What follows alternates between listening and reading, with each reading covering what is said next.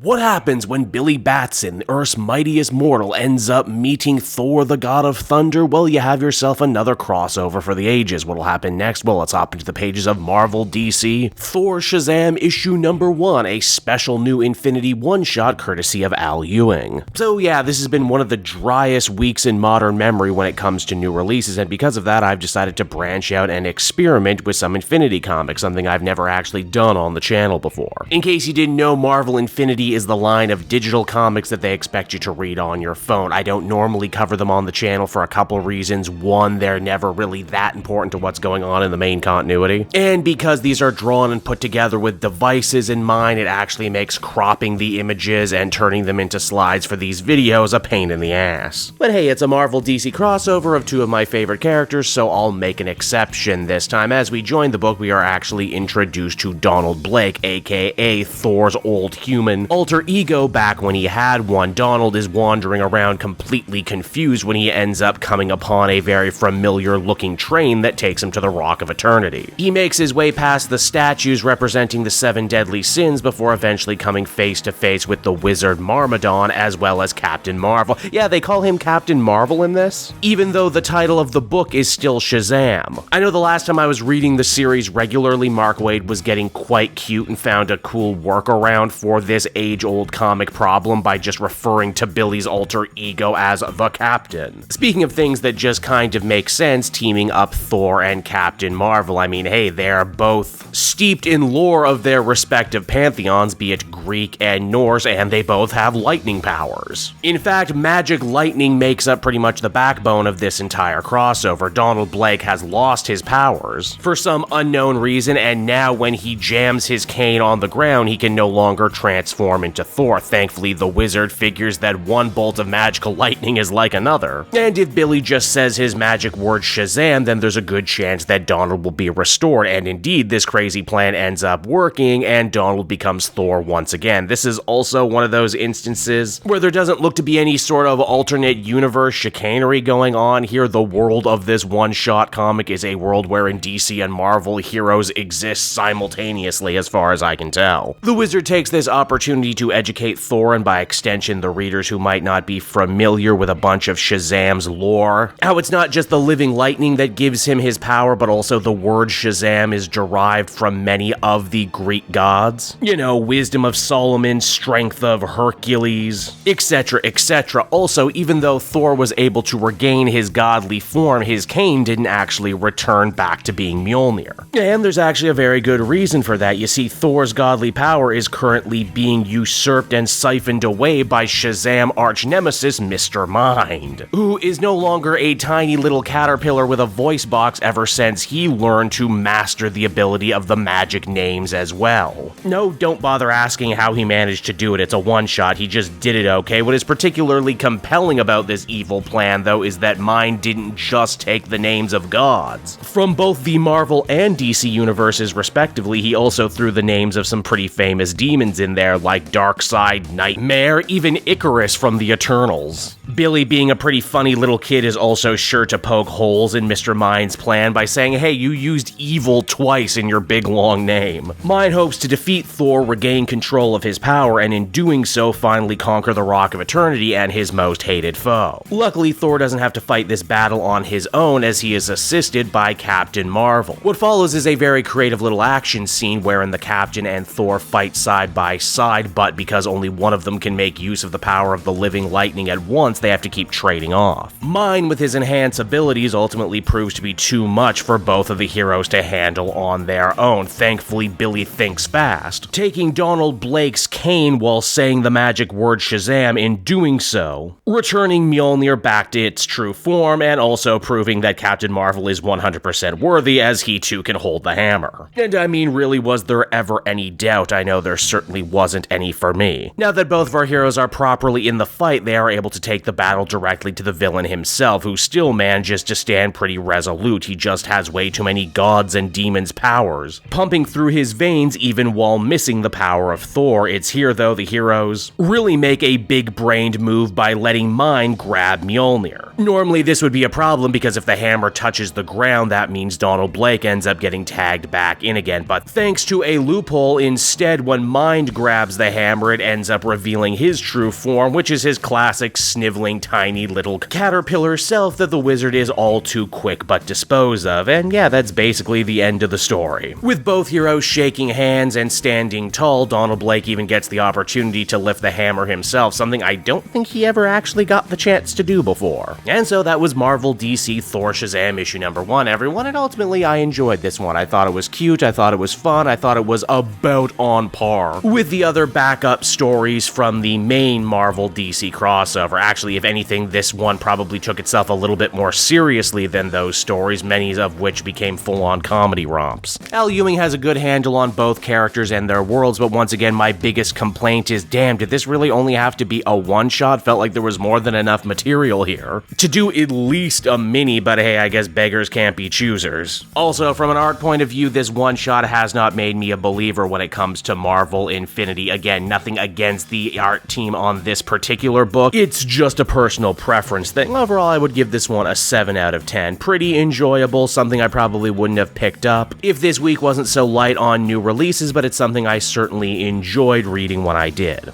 Hey there everyone, it's your old pal Cape Joel again, thanking you so much for watching to the end of the video. I hope you enjoyed it, and if you did, why not check out my Amazon link down in the description. Yes, that's right, the Cape Joel channel officially has its own Amazon storefront now. You can pick up a comic or anything else for that matter, and if you did, you'd really be helping me in the channel. So with that out of the way everyone, I will see you again next time. Bye-bye.